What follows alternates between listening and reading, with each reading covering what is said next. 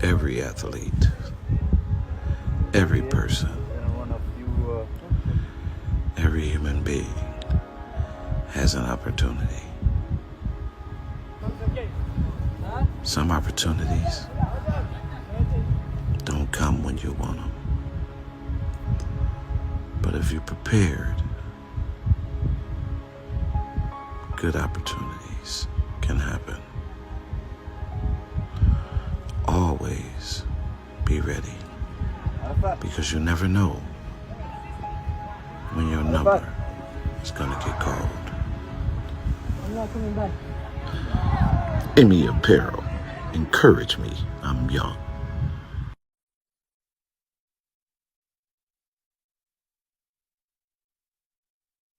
Calvin T. Mann, leading Emmy, served over 20,000 youth through speaking, coaching, and mentoring. He has inspired us for years. Welcome to Emmy TV Podcast with your host, Calvin T. Mann, the Encourager. So, welcome to Emmy TV Put Your Family First podcast. My wife said I can't have a salad on the podcast when people smoke weed, drink, eat everything they want to on podcasts. But I can't have a salad today. Right now. Now, I might got something on me, too. You should see her face. Right? So today we're talking authors. How we became authors. And so we're going to share some news. I'm going to turn it on over to her. So the camera will go to her. And I can finish eating this salad.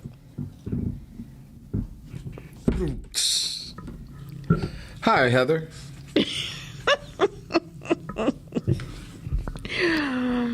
Hello. That's thank you, Monique. That's her way of giving me a breather. She can see the look on my face right now. Yes, one of our subjects for the month is authors and advocates. And I thought today we would have an opportunity to share a little bit about our journey as authors and to help, field some questions for you out there and give you some things to think about in your journey of becoming an author, or if you're already an author, right? So I'm going to tell you a little bit about some of the values about writing books, and how that can be a part of building your legacy.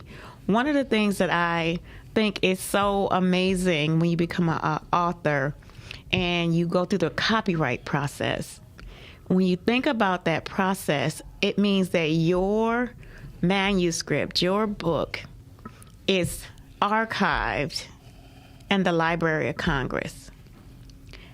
That is such a amazing thought, because it is in that space where any timeless representation that's either done in print, of course they capture blueprints and images and photographs and, sounds and things like that. But I'm specifically talking about the value of a book being chronicled for your family and for generations to reference and go back to.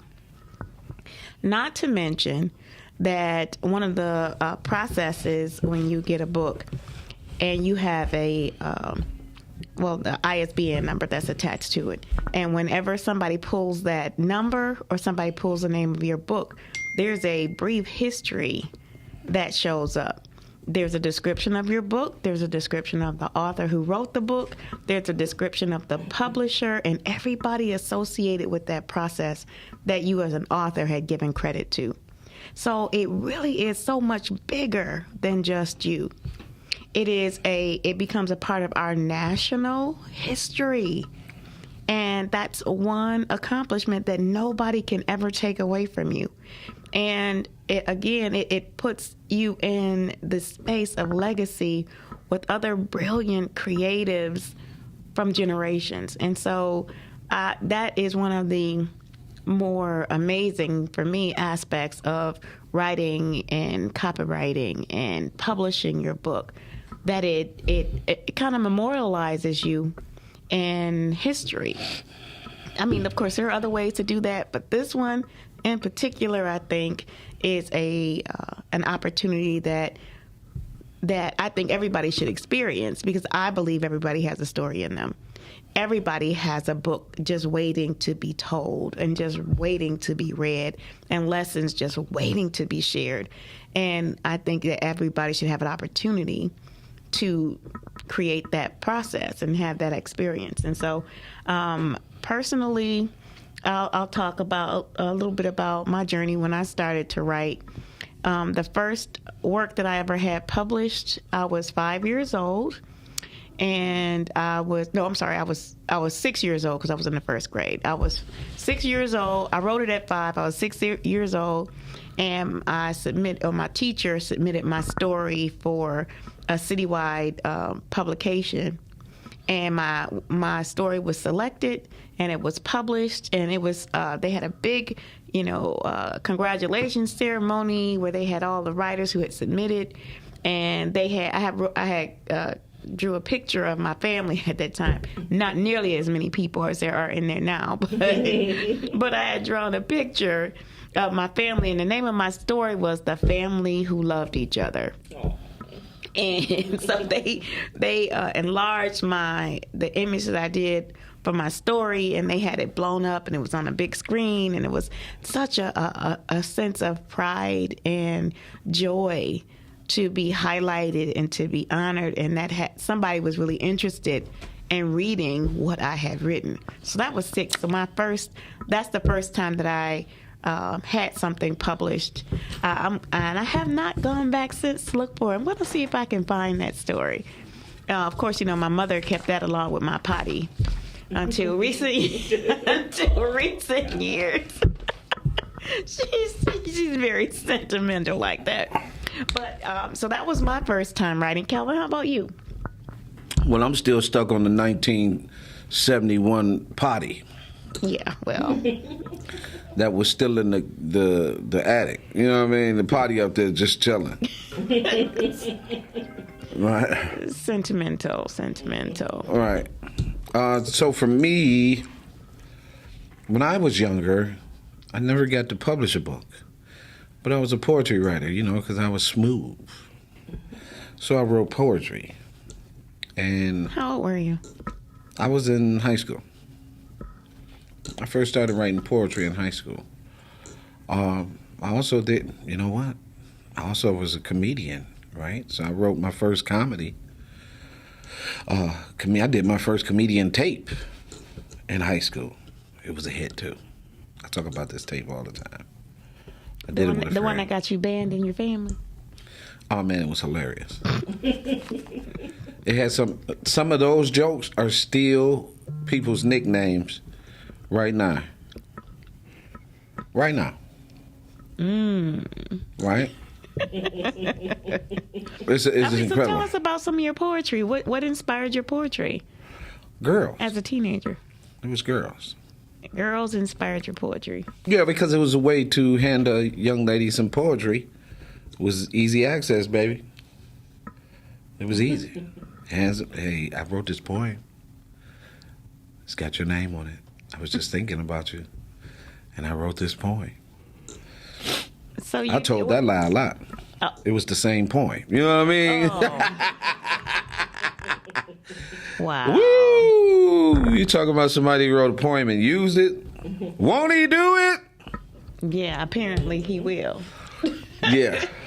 So I wrote a few poems, and then I journaled at the time. And then I kept me a little diary. And I ended up losing it all. I have no idea where that stuff is at. Well, you bring up a good point. I think a lot of people start younger in life just by having a diary. So we called it a diary, but you know, if you really think about it, a diary is a journal. It's a journal. It's a journal, and a journal is a diary, depending on how you use both of them. So I think that's a great point that you mentioned, Calvin. Well, thank you. Yeah, I try to be smart sometimes.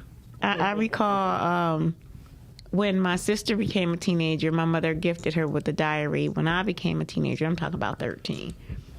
We were gifted with journals. That was one of our rites of passage that my mom always created, these amazing traditions, and that was one that you got to get your own diary. It always had a little key so you could have some sense of privacy. I tried so hard to open my sister's diary. Oh, she yes. had the key. She was hating. She had the key. But, you know, and I didn't think about, I mean, of course you think, you know about privacy and privacy issues, but I was the pesky little sister, and I wanted to see what was in her journal. I mean, her diary. Right, so you can go, ooh, you not a virgin no more. Ooh, yeah, that is you the dating wrong Mr. household. So-and-so. That is the wrong household. Ooh. And the wrong generation for that, just so you know. Ooh. I think right now, if I wrote some poetry, I did that one the other day. Remember I told you off the top of my head? Well, I think your motivations now might be a little different than your motivations were when you were writing poetry. I'll say this. I am a creative writer.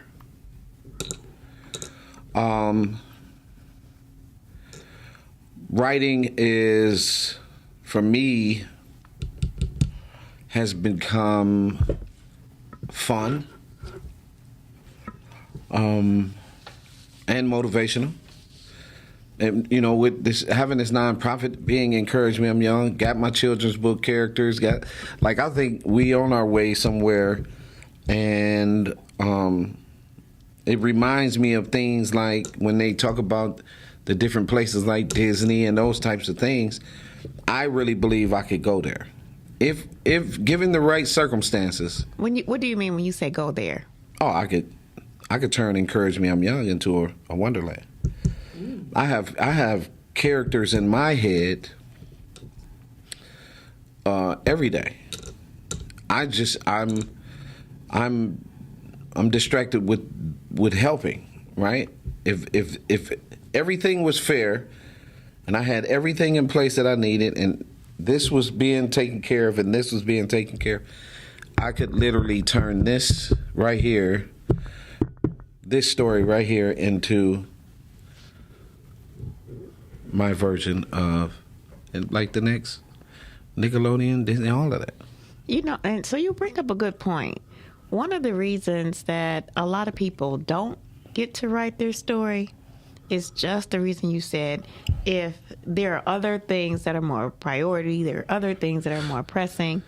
But the truth of the matter is, if you're ready to tell that story, you will make time to tell that story. Well, yeah. You'll take time to tell that story. If you have to write while you're in the bathroom, you might have a good 30 minutes there. Sure. You can find the time to do it. That's a way of doing it, right? But let's look at it from Disney's point of view.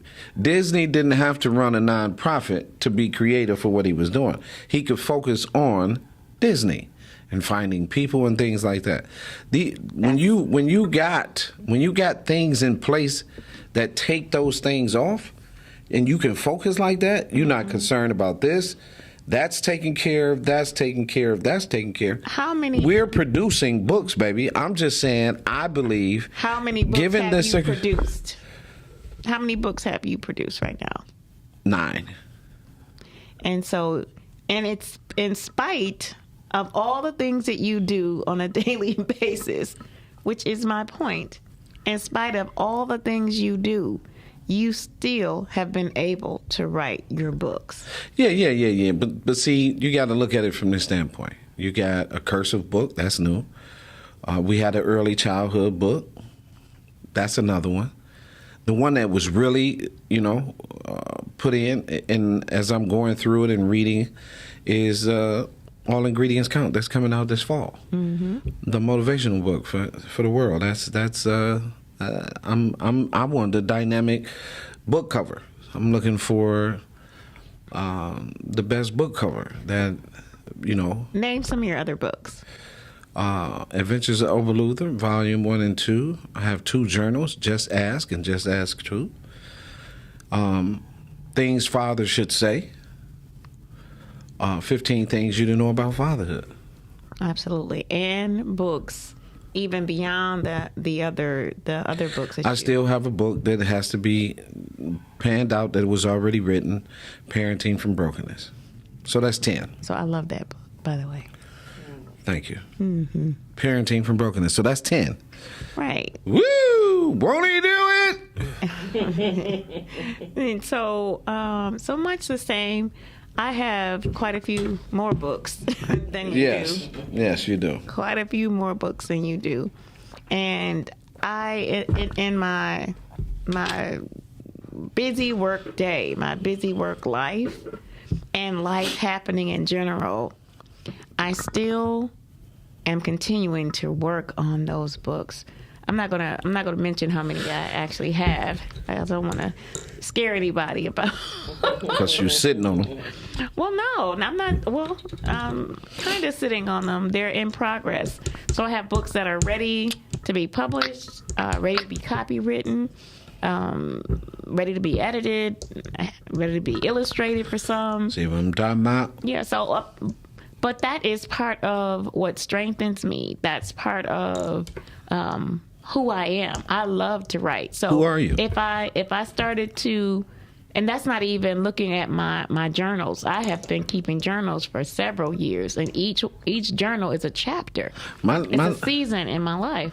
My newest thing is my gratitude journal. Mm. So I have the app Journal on my phone, and I keep a gratitude journal. So tell us about your gratitude journal. Nope. And then we're gonna get too nosy. We're gonna get right to the meaty question. So the gratitude journal is about me being grateful, me being able to pay attention to all the goodness and the good things in my life to distract me from thinking about what I don't have. Okay, so you use it as a tool. I use it as a tool because I'm appreciating things in my life has really, Dr. John Diamante, T. Martini. Thank you.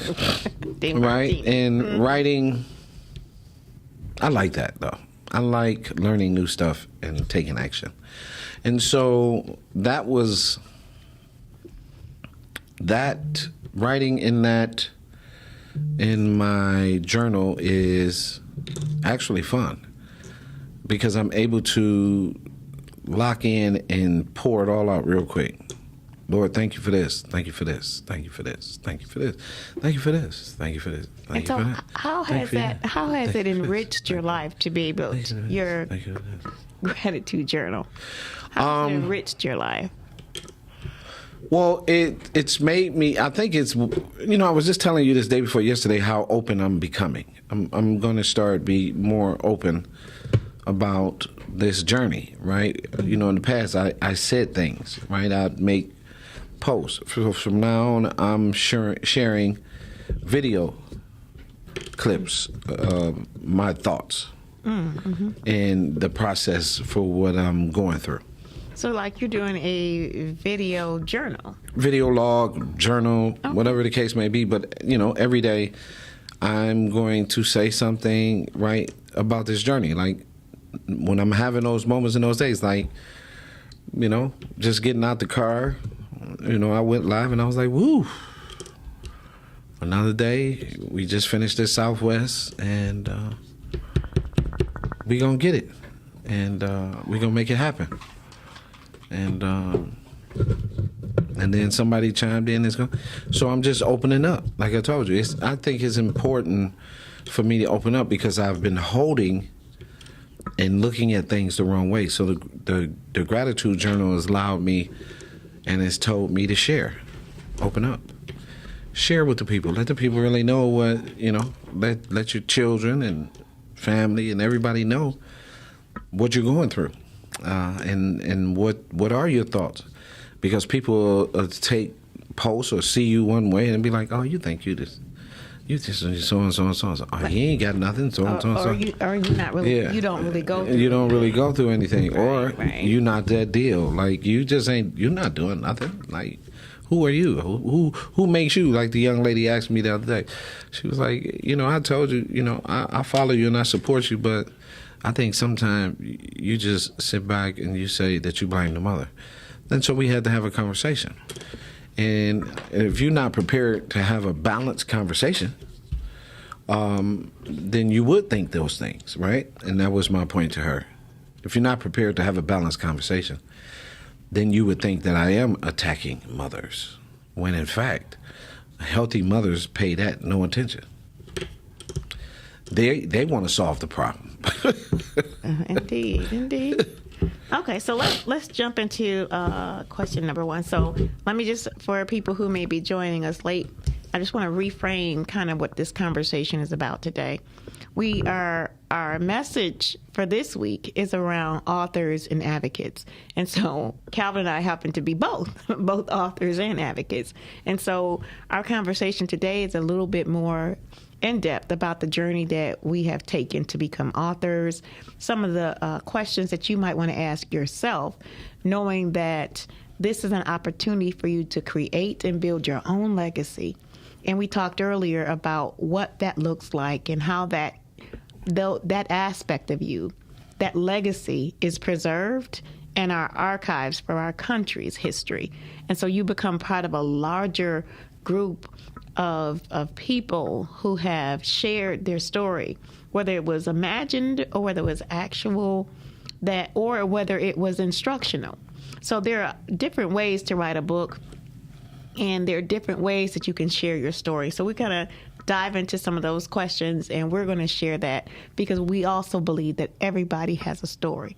Your journey, the best of who you are, the challenging spaces that you're in, all of that can help benefit someone else as they're looking into your book, into your story. So, Calvin, I'm going to start with you, and then you could ask me. So the first question is, where does your story, your journey, or your book begin? We kind of talked a little bit about that. You started with poetry in high school. So where does my story, journey, and book begin? Which one? Or are you just talking about why do I write, basically? Pretty much. Well, music is in my soul, and I come from writers. Both my mother and father were writers of music. So music was in my soul. And, like, again, that's another thing. I could write music right now. All I need is beats. And I can I could do a whole album literally right now. And I know I can, with the hook, the whole nine. So writing has been brought to the forefront through that process, right? And storytelling. And like I said, learning new information, and I love to act on the new information. And it's funny. It's absolutely funny because how I talk, I chop. And so I kind of like write the same way.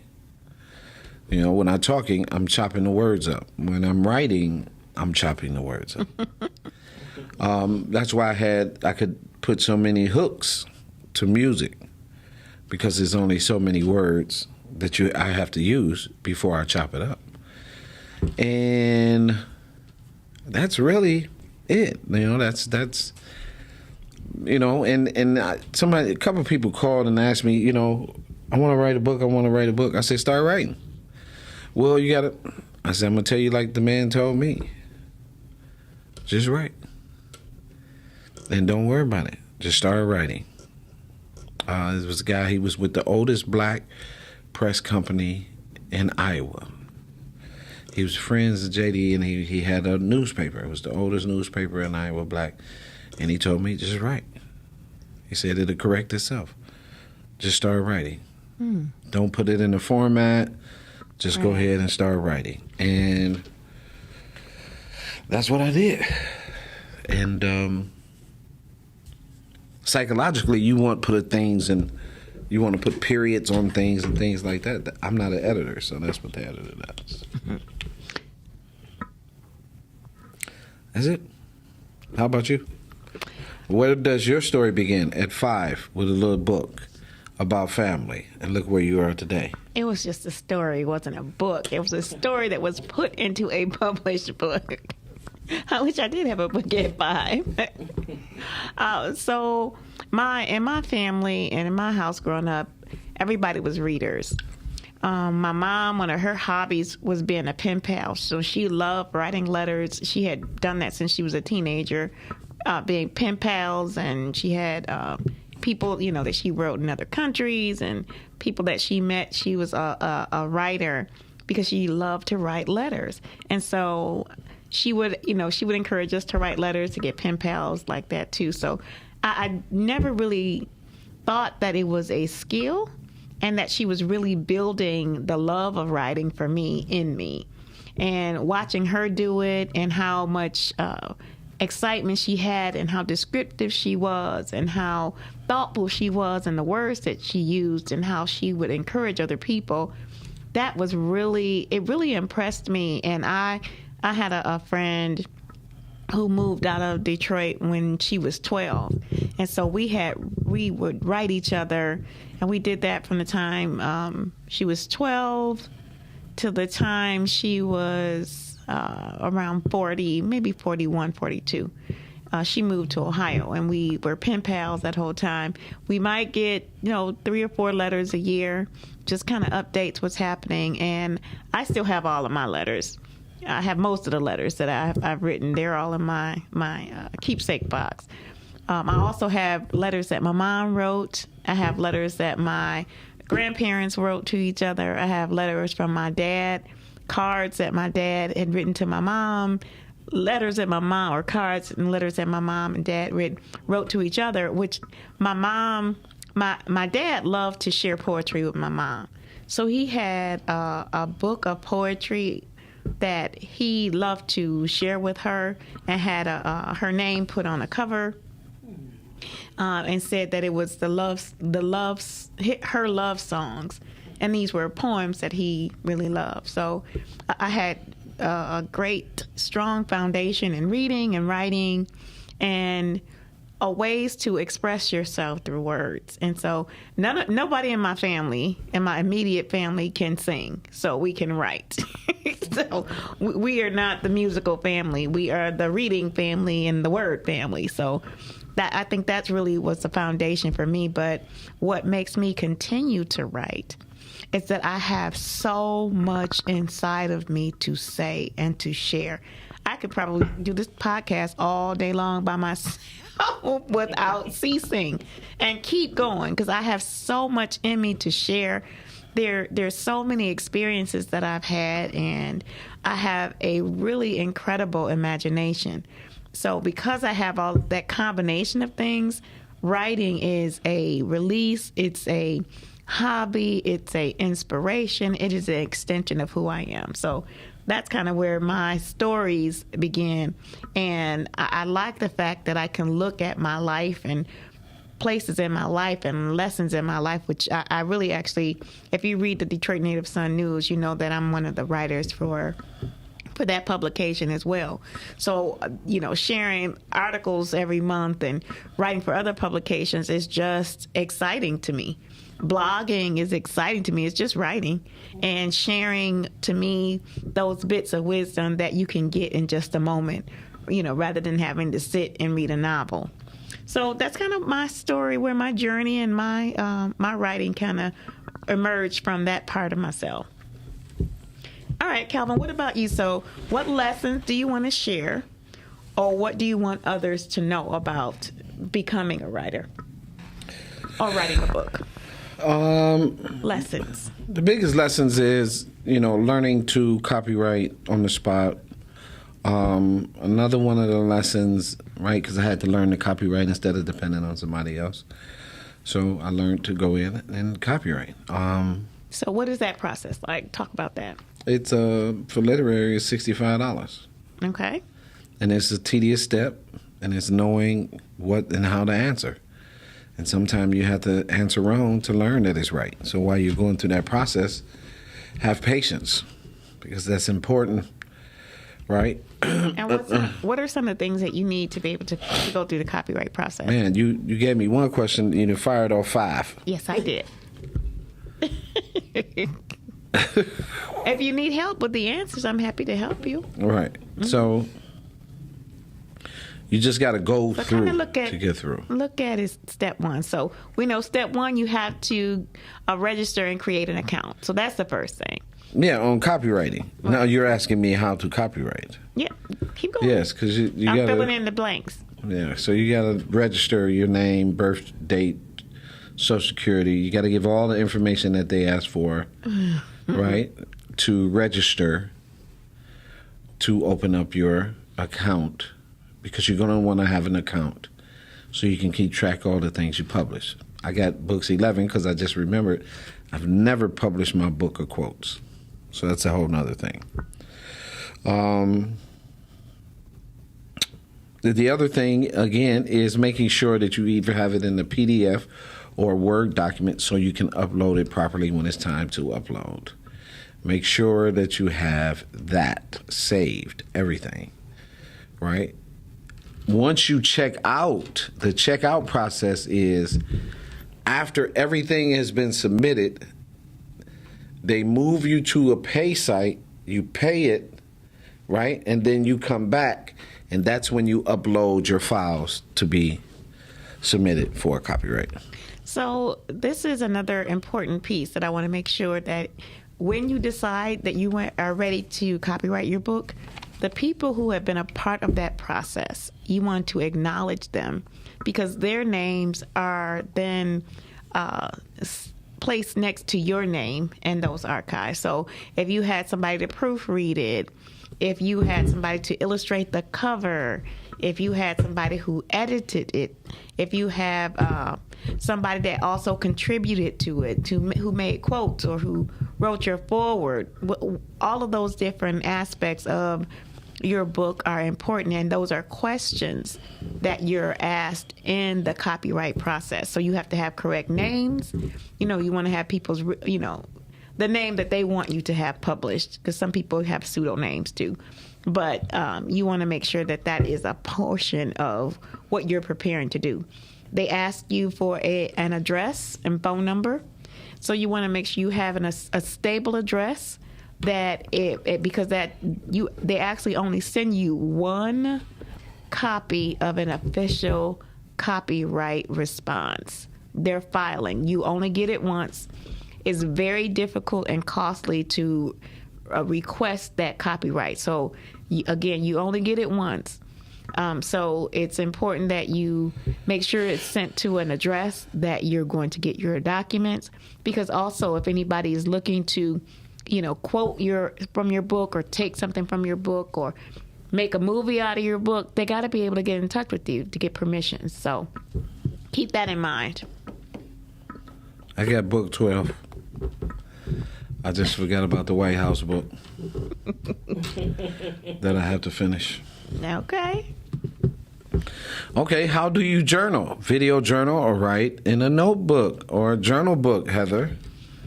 Well, I mostly write in a journal book. I have composition books. So I'm calling journal books. There's a standard journal book, but I also have composition books. I used to use notebooks when I didn't have like the spiral notebooks. I have a few of those too when I was not as financially stable at those times. I got the spiral notebooks because those were 10 cents at the time. So I have a couple of those. But the thing that's one of the important aspects of using whatever tool you use is to try to keep the dates on your pages. So you always have a place to go back and refer to.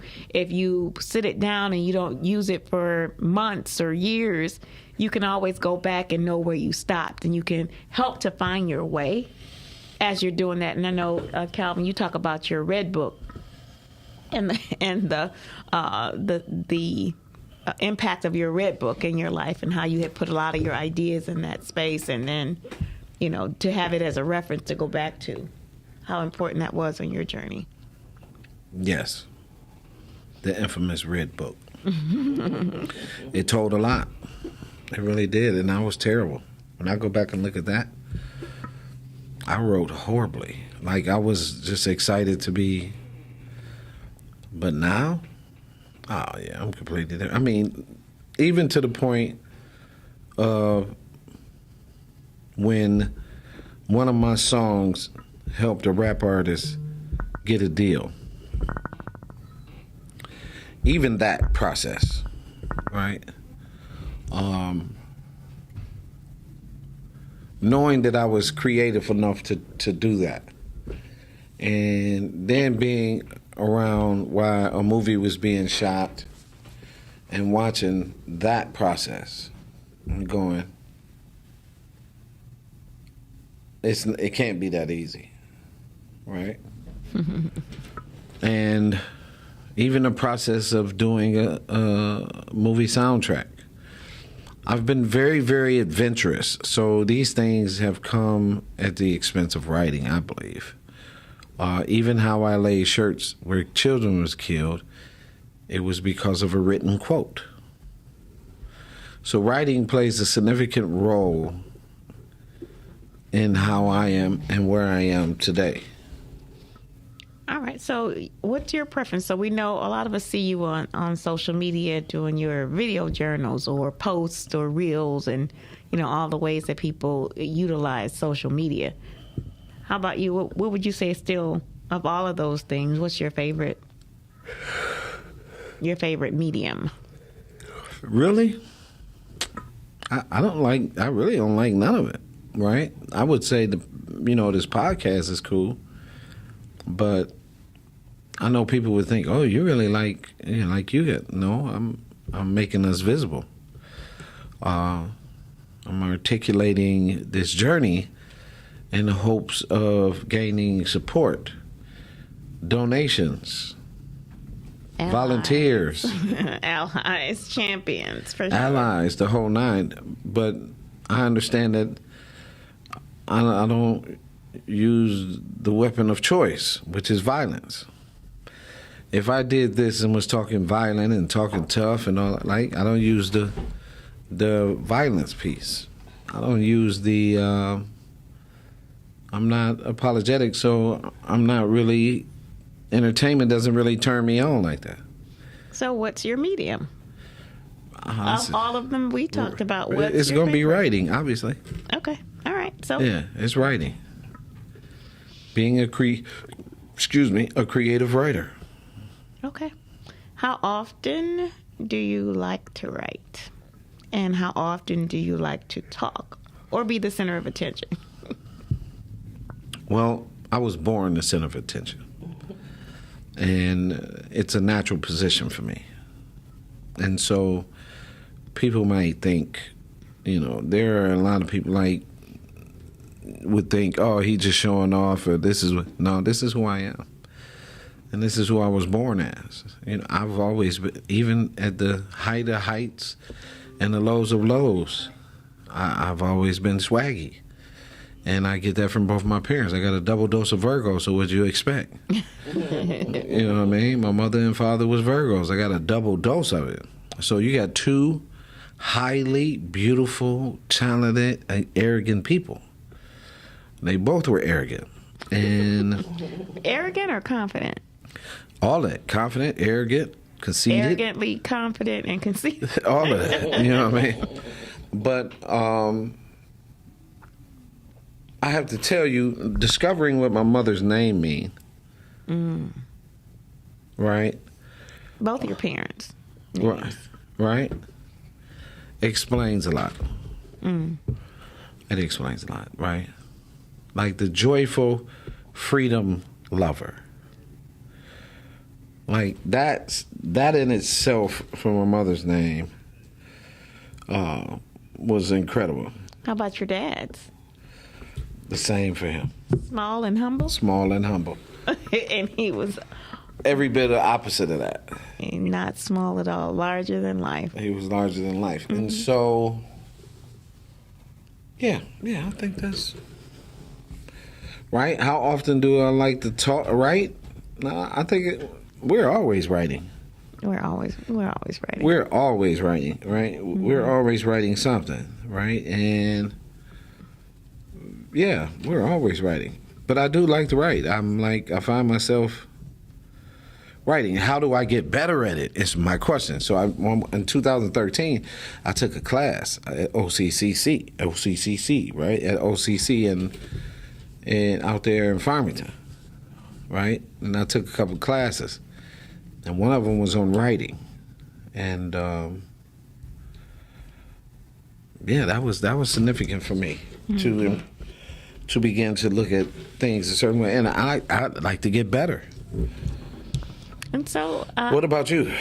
Because we know you don't like to be center of attention, but you're starting to get there. You're getting there. I don't need to be the center of attention. I need to be holding the space and the intention. I need to hold the intention for the space and the people in that space. Excuse me. So the next question is, who is your book project speaking to? So just our listeners, remember, although we're having this exchange with the questions, these are questions we want you to ask yourself too. So let me go back and reframe them for you. Number 1, where does your journey, story, or book begin? Number 2, what lessons do you want to share, or what do you want others to know? 3, how do you journal, video journal, or write in a notebook or journal book? Number 4, how often do you like to write, and how often do you like to talk or be the center of attention? Because eventually, people are going to want to know more about your book. They're going to want to know the story behind your book. So it creates a space for more meaningful conversation. I like the idea of book clubs, and book clubs that bring in the authors of the books that they're reading.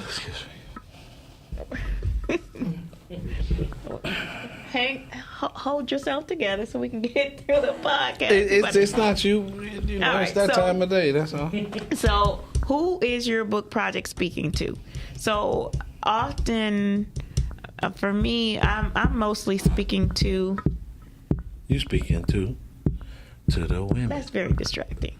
You speaking to the women. You don't tap out beats for me. Share my thoughts.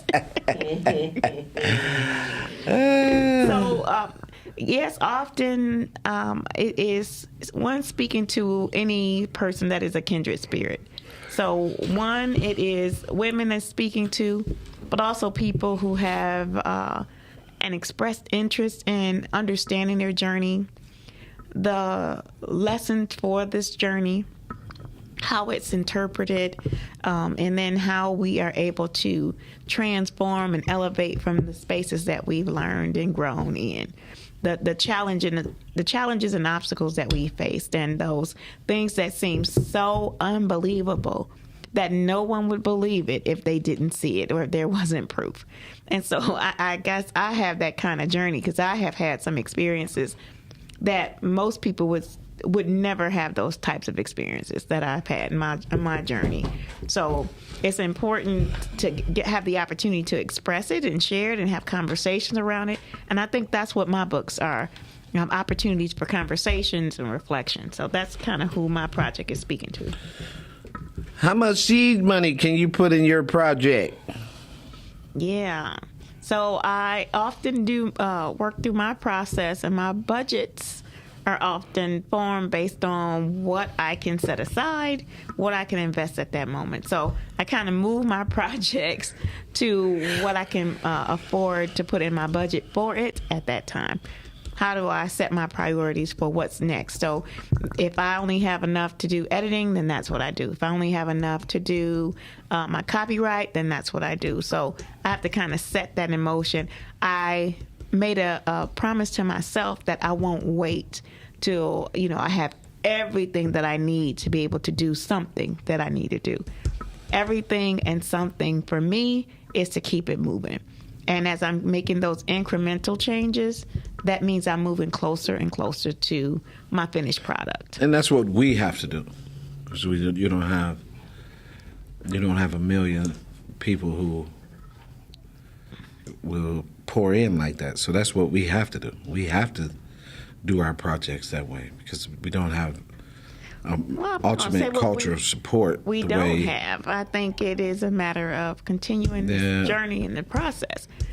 It's going to happen. I don't have to have that. So in my faith walk, I don't have to have the how it's going to happen. Yeah. I know that it will happen. So I keep moving. Okay, and that's the process, right? So that is the process. You keep it moving, right? And it's a project. But we know that people can just come, whip up a book like that, publish it, put it out, have support, the whole nine, and they don't even have to be popular.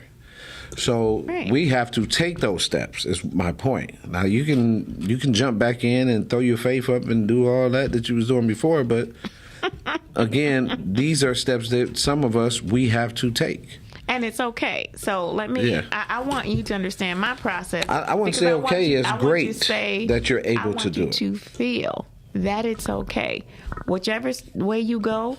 If you go the budget route, if you go the full-on investment route, if you go the let somebody else help me pay for the route, if you go a scholarship route or some other means that you can, either way is great. Yeah, it's totally up to you. But the slower way is tough. Keep it moving regardless. Okay. Keep it moving. Right. Do you want to self-publish or hire a publisher? Personally, when I get to my 25th book, I will be ready to hire a publisher because from that point, I have so many more coming behind that 26th book and beyond. But for me, that's kind of my point, my breaking point where I would hire. Otherwise, I'm self-publishing up to that point. I want to be sought after for my next book, and they giving me $2 million to produce it. But you also work with the publisher. You've worked with the publisher before. Yeah, I want that. I want to be able to do, what's my man, Dr. Wayne Dyer. Oh, no, I was going to say to share who's been supporting you in your work. Let's bring her up. Heather Miller and Laquita Parks. That's right. And talk a little bit about Laquita so people... I tagged Laquita. Okay, awesome. Right, I tagged Laquita. And she's I got to get Laquita. Phenomenal woman. I got to get Laquita for my 12th book. I have to get Laquita. She's phenomenal. Stuff on fatherhood that she's publishing during Father's Day. And what I love about her... The more I talk, the more I add, Monique.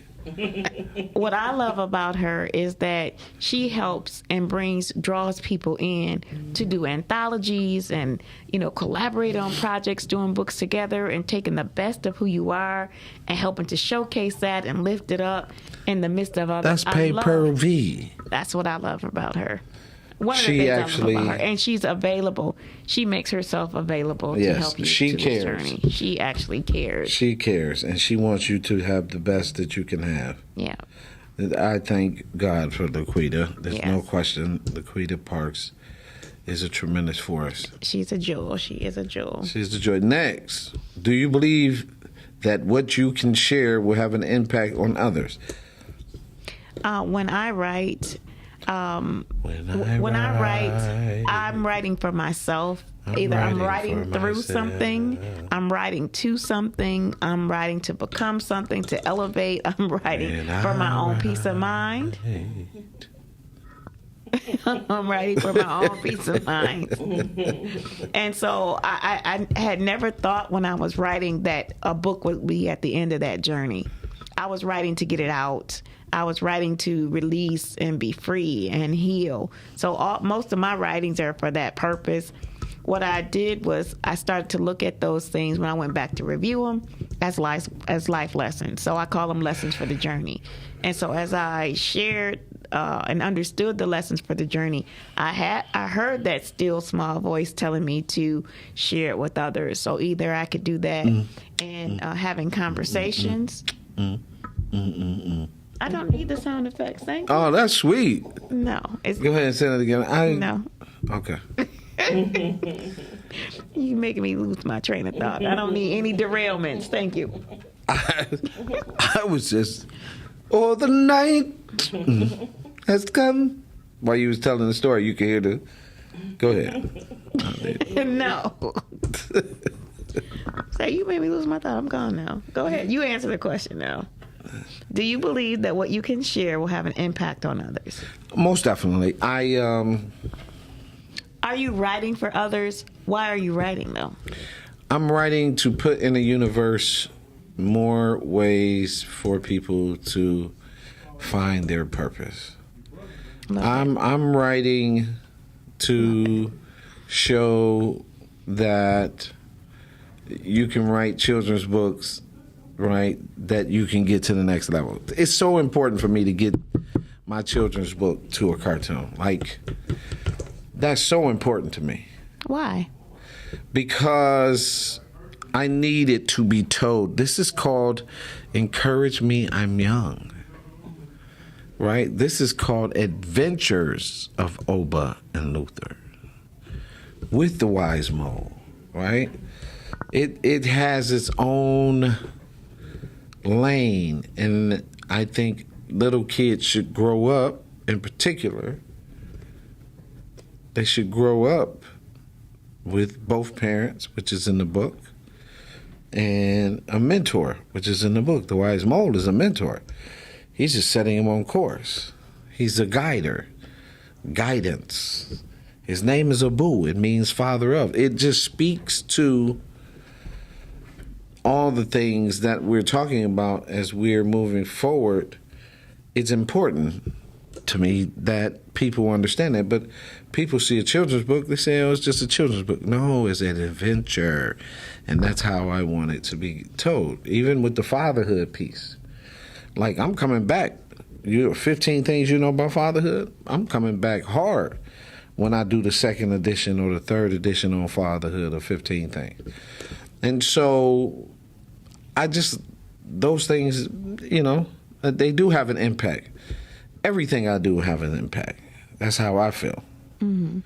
And that's the intention that you hold. It is the intention that I hold because It's important for someone to hold that intention. We have a lot of doctors, lawyers, Indian chiefs. We have a lot of people. We have a lot of educated people, right? We have a lot of those things. But what we don't have is we don't have a lot of family. Will someone else be mentioned in your book project? One of the reasons why I pushed this question in this list of questions is for what we talked about earlier. When people are making a contribution to your story, you want to acknowledge them and make sure that they get the proper credit. But the other side of that, too, is if you have somebody and you're talking about a real life situation or circumstance, you do want to protect. You want to protect those who I'm going to say who are innocent. I'm not saying that they were good, bad, right, or wrong. I'm saying those who have no say in what happens in your story and how they affect your story. So you do want to be sensitive to that. So, you may not use the same names. You don't want people necessarily to be able to recognize who that person might be, because that sets you up for defamation of character. It sets you up for you having to pay somebody else because they're in your story and they can prove that you're talking about them. So if they can prove that you're talking about them, then they may have some stake in your book, your royalties. And so you want to make sure that you're careful about how you're crafting that when it could possibly involve someone else. All my books, well, not all of them, but a few of them do. Of course, because I tell my stories. Cam,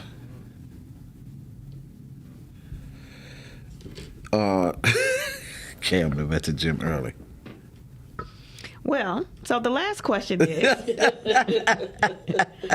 are these the events that you're going to capture in your book real or imaginary? Is it is it something that you've always wanted to be, but maybe it's not yet? Are you projecting into the future? Are these possibilities? Because one of the things that you can do when you write is experience the endless possibilities that imagination allows you to expand. So your book does not have to be fiction. It doesn't have to be nonfiction. It can be instructional. It could be a self-help book. It could be a testimony. It could be recipes. So it's so many vast options of what your book could be. It could be a book of poetry. There are lots of people. I have 3 collections of poetry. In my book, I have a series called Through My Eyes Are Open, and Now I See. A collection of soul and prose is what it's called. So it's a lot. It's a lot of poetry in that book. So because that's one of the tools that I used to help me get through some difficult times, was to be able to say what I needed to say in prose. So, are these real or imaginary events you will share? I say yes. They could be both, which is the point. They could be both, though. Right. So the creativity is up for the author's creative license. So if that's what you want it to be, but again, be mindful when you're talking about real events, how you describe those real events. All right. Well, I've heard you. Sounds good to me. Tell everybody where they can meet you at. And greet you at. You can reach me at yourinspiredjourney.com. You can reach me at 313-759-7855. I am also available for one-on-one coaching if you want to work through your book or project idea. We can do that together too. So I wanted to make sure I shared that you're not alone in this journey. Happy to help you navigate it too.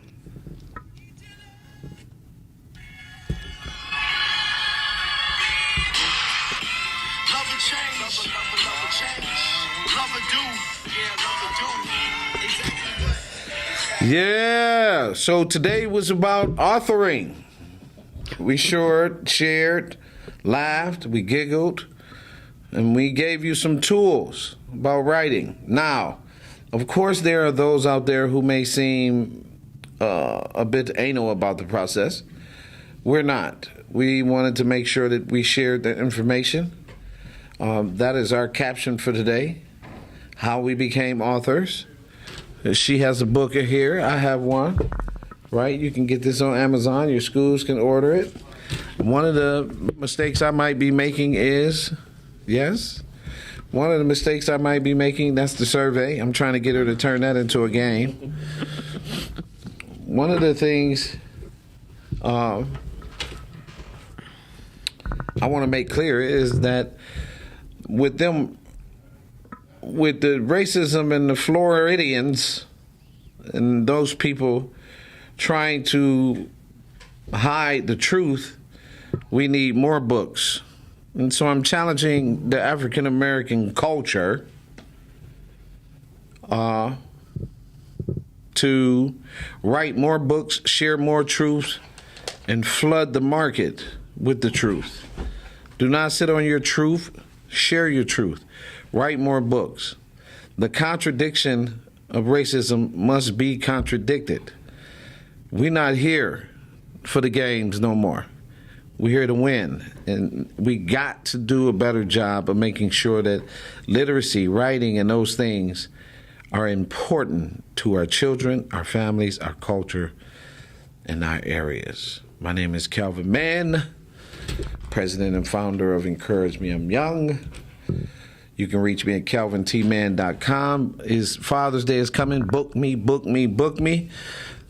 Before I head to Washington, I'll be in Washington on June 4 through 6, talking fatherhood. And there's some other announcements coming down with that as we continue to grow. Peace in the Middle East.